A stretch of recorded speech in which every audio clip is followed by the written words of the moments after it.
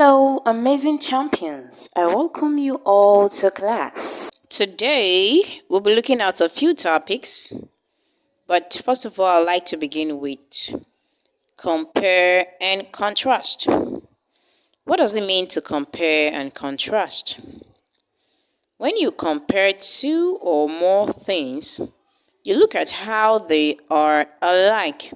For example, when we talk about animals, we can mention a cow, an elephant, and a bird.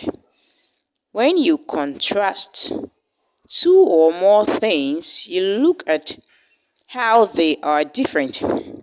For example, chicken, dog, airplane. An airplane ought not to belong to this group because it's not a bird. For more information on compare and contrast, kindly watch this video. Have fun.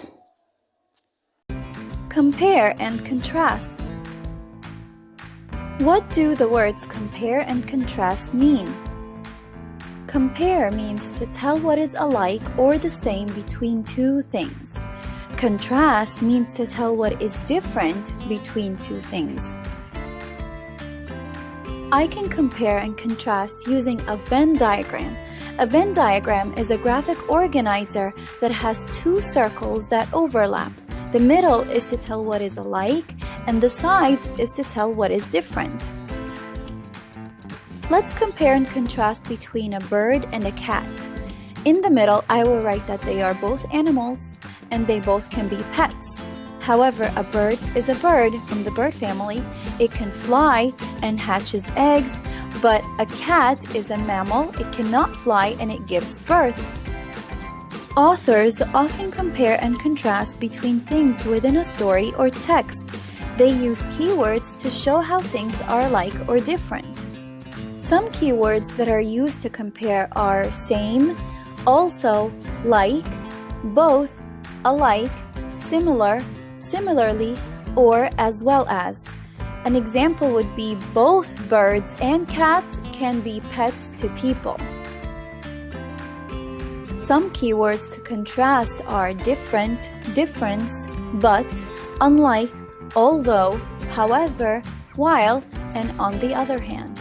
For example, I can say birds lay eggs while cats give birth. Try using some of these keywords in your writing when you are comparing or contrasting. Welcome back. We move on to titles and subtitles. But first of all, let's take a look at titles. What is a title? A title is the name of a book, chapter, poem, essay, song, play, or movie. The words in a title often give a hint about the story. For example, the title we have here says, Start Little. What does it talk about? The little family adopts a young mouse named Stout. Okay, let's talk about subtitles. Subtitles are often found on the covers of books. Subtitles appear under titles and provide additional information about the book. For more information on titles and subtitles, I'd like you to watch this video. Enjoy! How do you identify the main topic of a text? In this lesson, you will learn how to identify the topic of a text by using the title and subtitles. Let's review. Many nonfiction texts have titles and subtitles.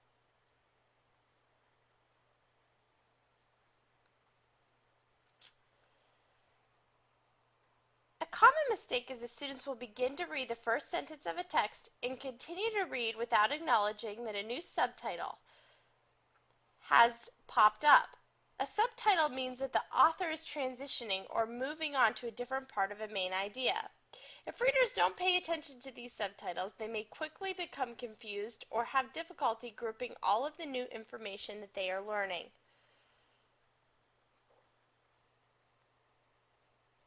I begin to read a text, I first want to pay close attention to the title. The title can usually be found at the top of the text and is in bold. It usually stands out from the rest of the text. Authors do this for a reason. They want us as readers to pay attention to the main topic of the text. Next, I want to ask myself, based on the title, what is this text about? Well, I see the title says, "Come and get it." I can think of times when I was told people to come and get it when I wanted them to chase me or come after something. So I'm visualizing me playing on the playground, trying to get my friends to come after me, kind of a game of chase, if you will. Perhaps this text is going to be about someone or something trying to get somebody else to come after them. Maybe it's about chase. I wonder if this text has something similar to what I'm visualizing right now. So next I'm going to jot down what the text is going to be about. This helps get my mind ready for what I'm about to read. So I know that when I say "come and get it," when I'm trying to get someone to come after me. So I'm going to go ahead and write that down.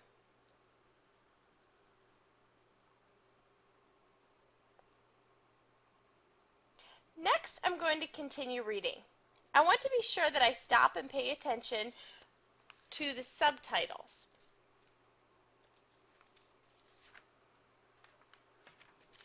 It's important to remember that the subtitles are other words, usually in bold, that seem to break apart the text. The subtitles in this text can be found in yellow. This usually occurs when the author is trying to transition to a different main idea.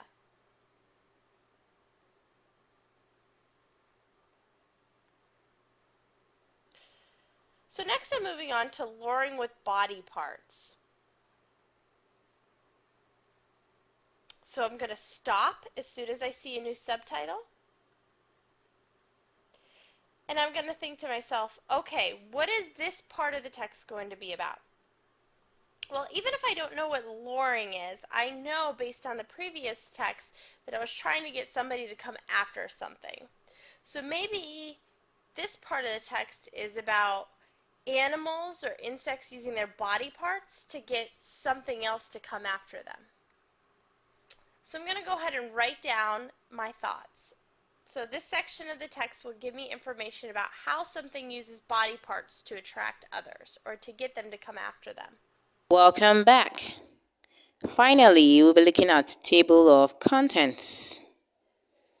Table of contents lists the parts of a book and the page numbers in the order in which they appear. It is located at the front of the book. For more information on table of contents, I'd like you to watch this video. Have fun! Hi boys and girls, today we are going to learn about the table of contents and how you might use it when researching about your country. A table of contents shows the organization of information by topic. It shows where specific information is located throughout the book. It will also help you know what topics are going to be throughout the book and if it's a good choice. A good reader always uses the table of contents to better understand how a book is organized, what the author wants me to learn. So we know that a table of contents is great for finding the main topic. Using the contents page to find information in a book. Let's go ahead and practice together. Use the contents page or the table of contents on the next page to find which page you will find the information on India. Here we go. Here is your table of contents. This is usually in the beginning of your book. If I'm looking to find out about India and I don't want to read the whole book, what pages would I go to? I will give you 5 seconds to look. Did you say page 14 through 16? That's awesome. That saved me so much time. I don't need to know about Japan, Kenya, Brazil, or Mexico. I'm just wanting to learn about India. So that was a great choice. Great job, boys and girls. Let's use the contents page or table of contents on the next page to find out which page you will find information on Kenya. Here we go. I will give you 5 seconds. Did you say pages 5 through 7? If you did, you are correct, because we see here Kenya. When we're trying to find research, we don't want to learn about Japan, Brazil, Mexico, or India. We wanted to find out information about Kenya. So the table of contents let me know what pages exactly to go to learn about only Kenya. Let's go ahead and try again. Let's use the table of contents on the next slide to find which page you will find information on Mexico. Okay, I'll give you 5 seconds. Did you say page 11 through 13? If you did, you're correct. This would lead me right to what information I want to learn, which is Mexico. Once I turn to page 11 and 13, I will see a heading that talks about Mexico, or it may be a chapter title. Let's go ahead and try one last time. Let's use the table of contents on the next slide to find what pages you might find information on Russian pancakes. Now this one's hard. I will give you 10 seconds.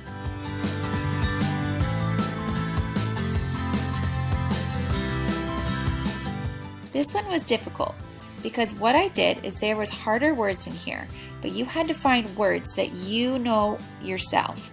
A word that you may have been able to recognize was foods. Although it doesn't say Russian pancakes, we can inference that Russian pancakes are a food. So if this says foods right here, then I would know that if I was trying to find about pancakes, I may find that information under foods. This says famous foods, so I would turn to page 18 to 21. I also recognize the word map. I don't think I need to learn about maps to find out about pancakes, so the best choice would be on pages 18 through 21. This would teach me about famous foods. Boys and girls, go ahead and practice using the table of contents on your activity list. Okay, we have come to the end of this lesson. I'm sure you had so much fun and of course you learned a lot. Thank you for watching. Ensure you attempt your quiz. Have a lovely day. Bye.